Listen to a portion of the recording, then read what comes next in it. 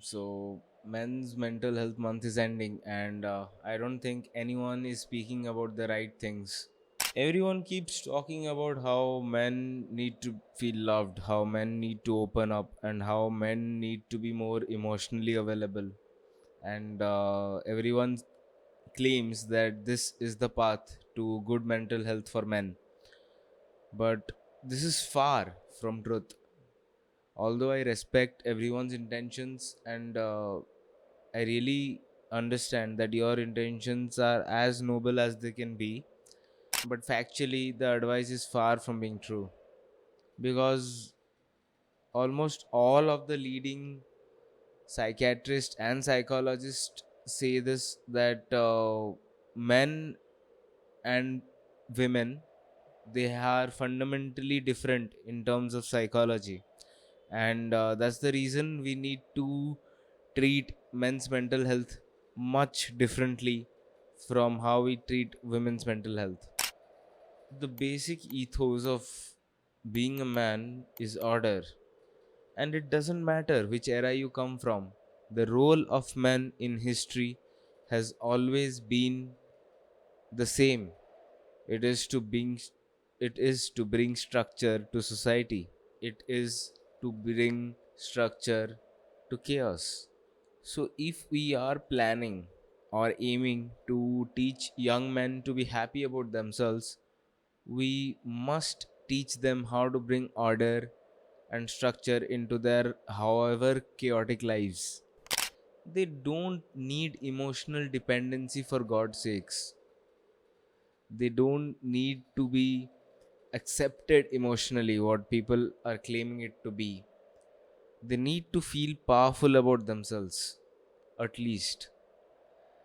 They need to understand that they are in control of their emotions and not the other way around, and that they don't always have to do what their thoughts are. They don't always have to act upon their thoughts, and that is the basis of self control.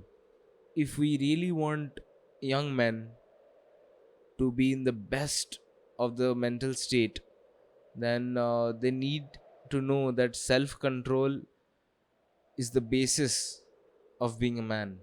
Most of you do not agree with me today, I'm sure about that.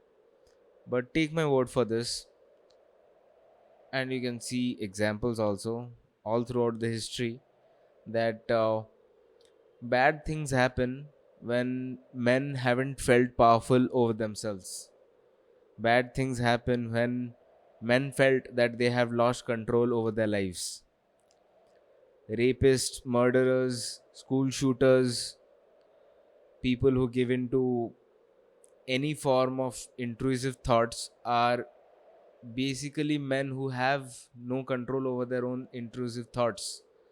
They feel that whatever they are feeling right now or whatever their thoughts are is the reality, and they have no power whatsoever over their own thoughts. And for men to feel powerful, you need to know how to control your own thoughts. You need to understand the basic fact that you are not your thoughts. Your thoughts are not running you. It has to be the other way around. So, for men who do not feel at their best today, congrats. You have figured it out that it doesn't have to be your best every day. You don't have to feel your best every day.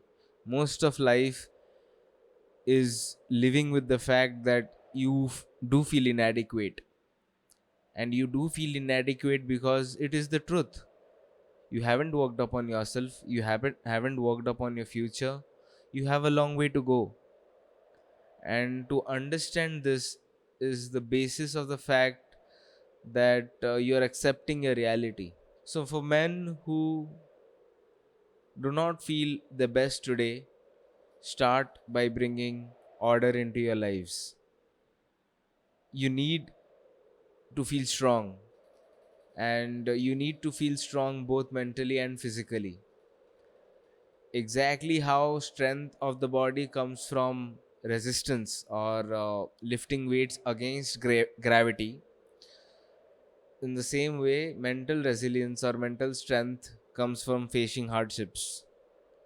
So try to absorb and try to choose hardships whenever possible, and take care of your body, because it will reward you in the future. It is through this process of toughening up your mind and toughening up your body that you will understand that self control and feeling powerful about yourself gives you so much of confidence, gives you so much of freedom, takes so much of mental burden away.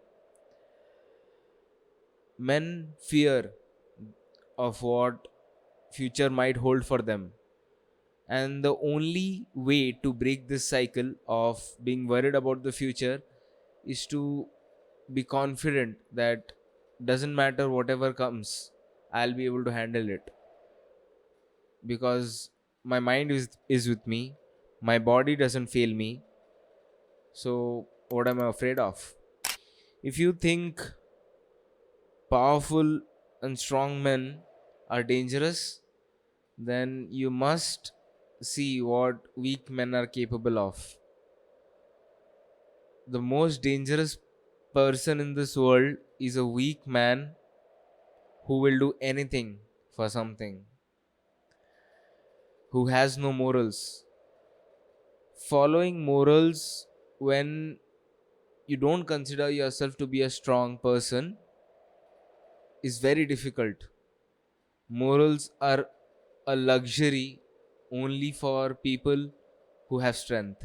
A helpless man lives on a very few morals. A powerful man has the luxury of following them.